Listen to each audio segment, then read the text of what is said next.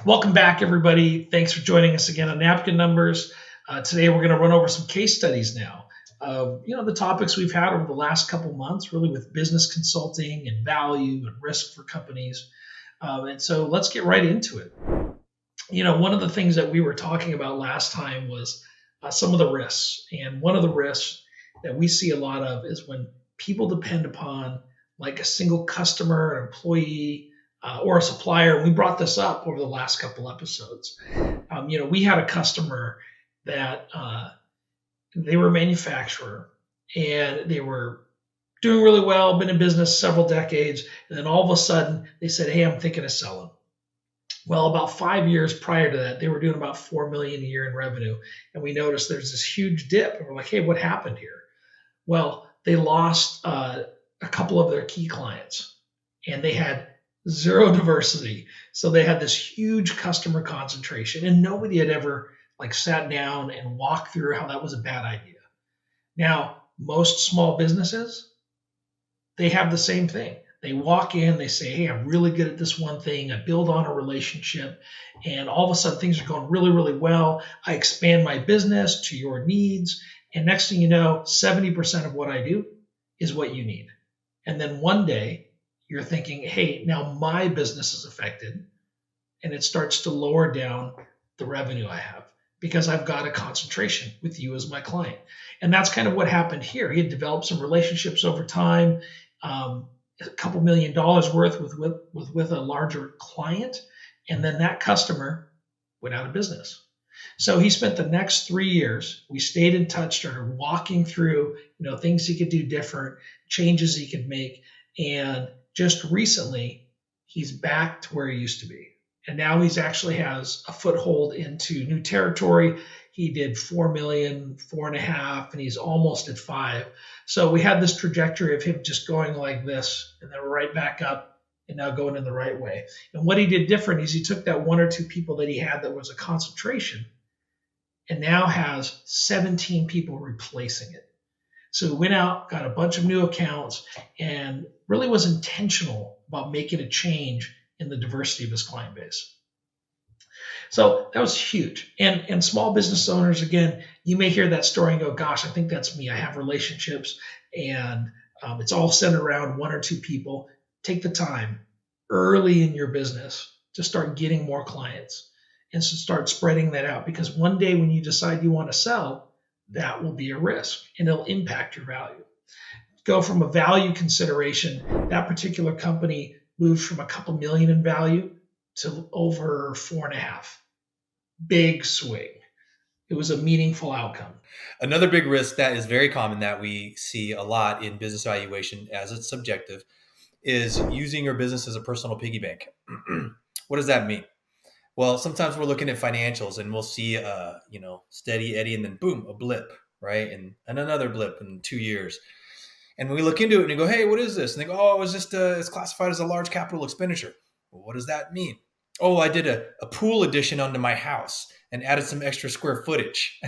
Can I add that back into my business valuation? The answer is no, unlikely, because any buyer that's looking at that's not going to give you that consideration. It's not a regular part of the business, right?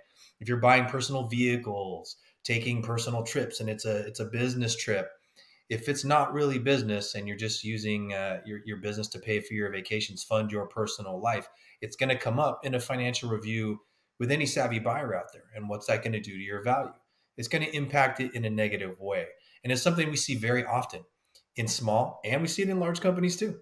If you are not using your business as a business and you're trying to fund a personal life, well, that's okay.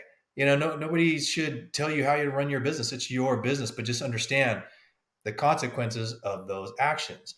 If you want to achieve the maximum value on an exit, you're going to need to run it as a business, not paying for personal things. Versus, "Hey, I'm going to save a bunch of money on taxes because I'm running all this stuff through my business. And yeah, I'm not paying Uncle Sam at the end of the year." Well, you're not going to recapture that in the valuation when you actually exit. So using your business as a personal piggy bank, we don't advise it. It's something that we've seen often, and it takes a few years to correct. So if somebody wants to sell today and we go through that exercise with them and they realize, "Oh, shoot, Now I'm going to have to stay in this another 2 to 4 years to get back to the number I really want to get. Well, now you got to make a decision. And sometimes people just don't have the juice or the energy to stay in it longer. So they take that hit and sell at a lower number. And we don't want to see that happen to you.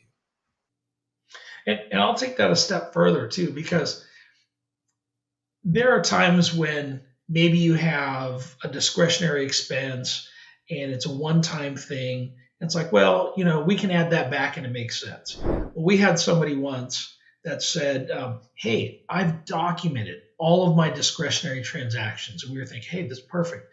And he had a 3-ring binder, like the 2-inch thick ones. And he started flipping through, and it's like, no, I'm sorry. The person buying your business, the ideal buyer, they need to get bank financing, and the bank's not going to accept this. They had $10 checks, $25 checks, and they had a big book full of those transactions. If it's a couple transactions that make sense, then there's an argument for it.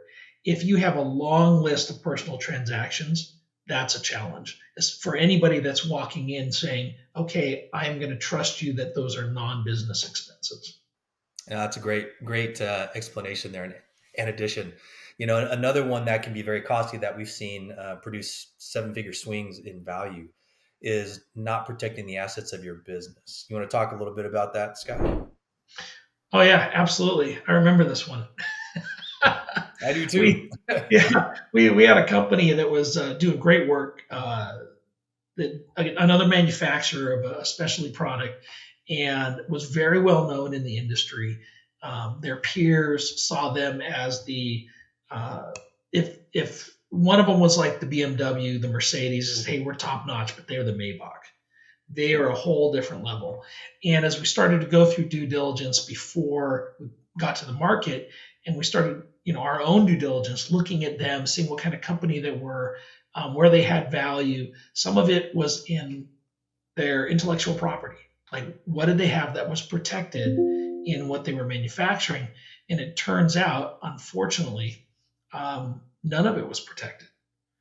And that became a material problem when they started looking to sell their company, because the concepts that they had, the things they were manufacturing had been out so long that when they tried to retroactively say, hey, I want to protect it now, they couldn't. And they had patent attorneys go, sorry, and I'm not a patent attorney, so I can't tell you exactly what it was. But they said, we can't do that at this time. And unfortunately, this is what you have to do for the sale. And that created a 7-figure swing in the value. And it was unfortunate, but it was at the end of their career. They didn't have time to go backward and say, okay, well, let's expand our business. Let's do these other things. Is there anything else that we can do to increase value? And they couldn't in the short amount of time that they needed to retire.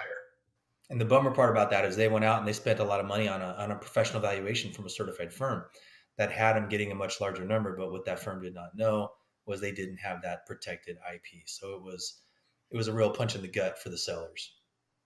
Yeah, absolutely. I think, there was a lot of different things we covered the last couple episodes, but I think this is probably a good one to kind of wrap this up, is because this happens a lot for small business. Is one of the things that cause a lot of risk is when you neglect any kind of process documentation or improvements you do to your company.